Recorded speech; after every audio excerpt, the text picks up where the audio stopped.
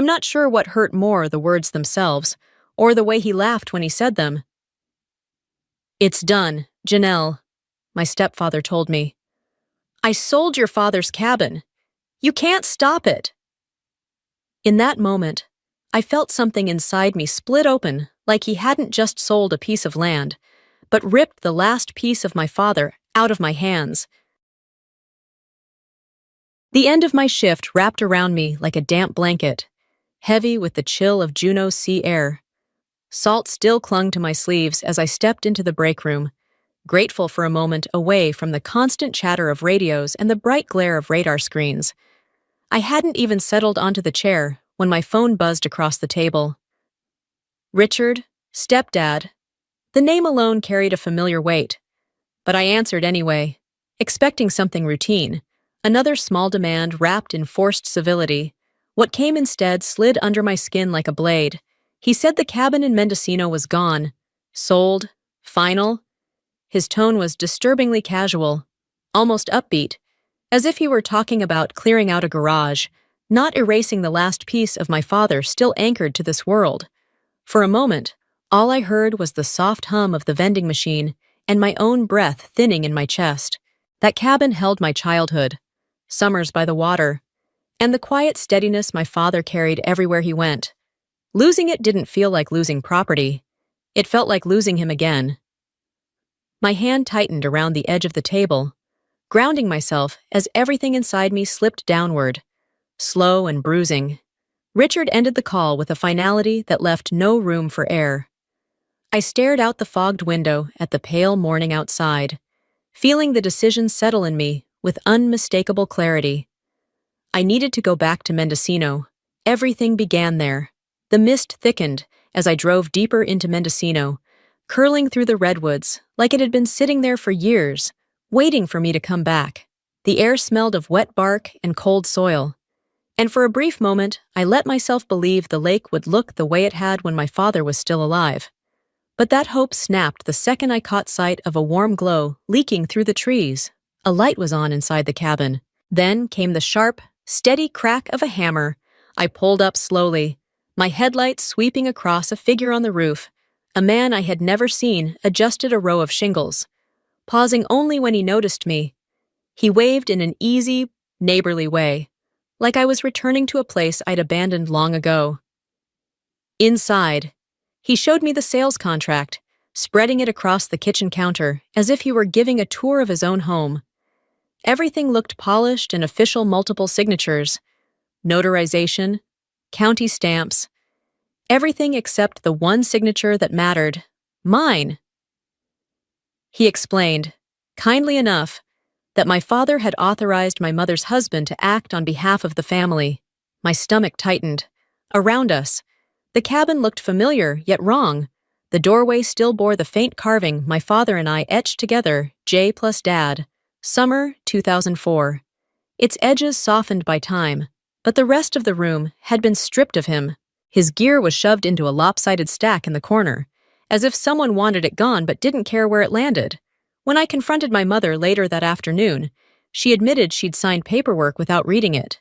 She kept saying she thought it was just financial restructuring, something Richard told her was necessary. Her voice shook with guilt, but that didn't dull the sting. She hadn't meant to help him, yet she'd done exactly that, needing answers. I drove straight to the county recorder's office.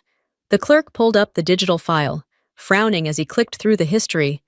The cabin's record had been edited months earlier, only once, and the employee responsible had resigned with no stated reason. A chill settled in my spine. This wasn't coincidence. Someone had cleared a path long before I arrived. Night wrapped around the cabin as I opened the metal box my father left me.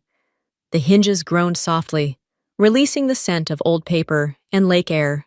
Inside, under folded receipts and photographs, lay a document I had never taken seriously until now, a supplemental clause, my father's handwriting strong and unmistakable. The cabin could never be sold without my written consent. The clarity of his intention struck deep. This clause alone destroyed the legitimacy of everything Richard had handed the buyer, yet when I checked the county system again, the clause was nowhere to be found. Not misfiled, erased. I examined the rest of the documents, fingers tracing the faint rings of dried droplets on several pages. My father must have written them by the lake, early in the morning when the mist still hovered low. That thought cut deeper than I expected, hoping for support. I brought the documents to my mother's attorney. He barely skimmed them before insisting everything was proper and urging me not to dig further. His dismissal was too quick, his tone too controlled, like someone guarding more than just legal advice. Walking out of his office, the pieces finally connected in a way I couldn't ignore. The missing clause, the edited county record, the attorney's rehearsed calm. The cabin hadn't been lost through carelessness. Someone had been wiping the trail clean, step by step, long before I ever returned. The evening fog rolled through Mendocino as I walked up to Richard's porch, the scent of damp wood settling thick in the air. My thoughts felt sharper than they had in days, pulled tight by everything I'd uncovered. When he opened the door with that familiar, condescending half-smile, it felt like stepping back into a version of myself I no longer recognized. I didn't bother with niceties. I asked how the cabin had been sold, why the county records were altered, who had authority to sign anything at all. He brushed it off, claiming the family needed the money and insisting I hadn't lived there in years, as if absence erased blood or memory. I pulled out the bank records I'd printed, the withdrawals marked with assisted signatures. My father's name was there, but the handwriting wasn't his. Richard dismissed it instantly, calling it a clerical mistake. But the split-second flicker in his eyes told me more than his words ever could. I went to my mother next. She stood in the kitchen clasping her hands like she was bracing against a storm. When I asked why she'd signed anything without reading it, she whispered that she only wanted to avoid conflict. That stung far worse than Richard's lies. She'd chosen silence over honesty. And that silence had cost me more than she could imagine. Hoping for clarity, I confronted her attorney. He insisted the documents were legitimate and told me to stop pushing. Something in his delivery felt rehearsed. A quick background search later confirmed the reason years earlier. He'd handled private debt work for Richard. My mother hadn't been protected, she'd been steered. By the time I met with the buyer again, exhaustion pressed hard behind my eyes. He looked over the supplemental clause I'd found and said he couldn't move forward if anything was concealed. The concern in his face told me he believed me. That moment of validation was brief. Later that night, an email from the Rescue Council accused me of instability, dangerous behavior, and mental unfitness. The timing made the culprit obvious. Richard wasn't just trying to keep the cabin, he was coming for everything anchored to my name. As I shut my laptop, one truth settled heavily over me. This wasn't about property anymore. This was war. Rain swept across the lake that night, tapping against the windows like a warning. I stood on the porch, gripping my flashlight, trying to steady the unease twisting inside me. The buyer's message came through. First, he wanted to pause the transaction because something felt off. Moments later, Richard called. His voice was sharper now, stripped of that smug patience. He accused me of tearing the family apart, but underneath the anger was fear. If the sale stopped, the cover he'd built would collapse. The buyer then forwarded me another email, this one from Richard, claiming I was unstable and urging him to distance himself before legal trouble followed. It was a calculated strike meant to isolate me. Later, inside the dim cabin, the buyer admitted he had spent years counseling rescue personnel. He could see I wasn't unstable. I was grieving and focused. Two things Richard had twisted deliberately. He pointed to a small clause in the contract stating the sale relied on a specific version of the county record. That version no longer existed. The record had been altered illegally, rendering the sale invalid. Then came the next blow. The Rescue Oversight Office called to say multiple complaints had been filed about me. Richard wasn't retaliating, he was dismantling the life I'd built. The buyer produced another document he'd pulled. The cabin had been used as collateral 3 years earlier. Richard had mortgaged my father's cabin behind everyone's back. And when I confronted my mother again, she confessed she'd known, but kept quiet to avoid another argument. I left her house in the rain, understanding finally that no one inside those walls was on my side. What came next? I'd face alone, armed only with the truth. Rain hammered the Mendocino mountains that night. washing over the redwoods until the road shimmered like black glass. I left the cabin shaken from another argument with my mother, her voice still insisting Richard only wanted stability. The storm blurred the road ahead, and all I wanted was a hot shower and silence long enough to think. Then a pair of headlights exploded in my mirror. A gray pickup shot from the trees and clung to my bumper. When I slowed, it slowed. When I accelerated, it matched me beat for beat. My pulse tightened as the wind pushed against the car, the fog swallowing everything beyond the beam of my headlights. On a narrow ridge, the truck clipped the back of my car, forcing my wheels toward the edge. Gravel scattered down the drop below. I fought the wheel, flicking my high beams in desperation, but the truck didn't break off. It wanted me gone. The road widened at a curve, and the pickup skidded sideways, blocking my path. I slammed my brakes, the squeal echoing through the forest. The door opened, and my half-brother stepped out, shaking, face drawn with exhaustion. He told me I needed to stop, that my digging was making things worse for everyone. When I pressed him, he broke. Richard had forced him to sign bank papers he didn't understand, threatening him with eviction and false accusations. Then he revealed the deeper truth: the cabin had been used as collateral for a large private debt. Richard was drowning, and the only lifeline he saw was selling the cabin at any cost. Before leaving, he warned me in a whisper that Richard was past reason now, too desperate to fear consequences.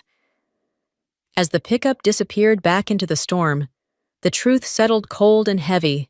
This was no longer a legal fight. It had become something far more dangerous. Morning light filtered through the redwoods when I returned to the cabin with the buyer.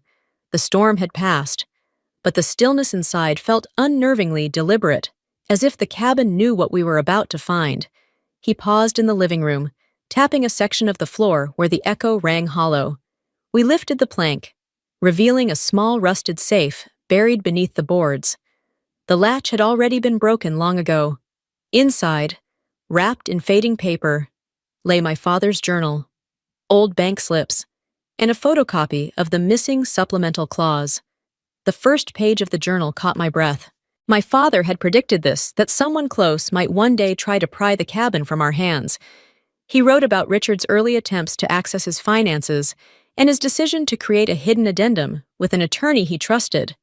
We discovered that attorney had died years earlier. His office dissolved, his files scattered into archives no one ever reopened. The clause hadn't disappeared by accident. It had simply never been transferred when the system changed. The buyer became more than an observer then. He traced the property logs and uncovered the former county clerk tied to shady record alterations. He pointed out the contract's dependence on a land record version that no longer legally existed, making the sale void. As we stepped outside, I noticed fresh tire tracks matching the truck from the night before. Richard had been there, close enough to watch. I held my father's journal against my chest, feeling the weight of truth settle into my hands. It was finally time to expose everything.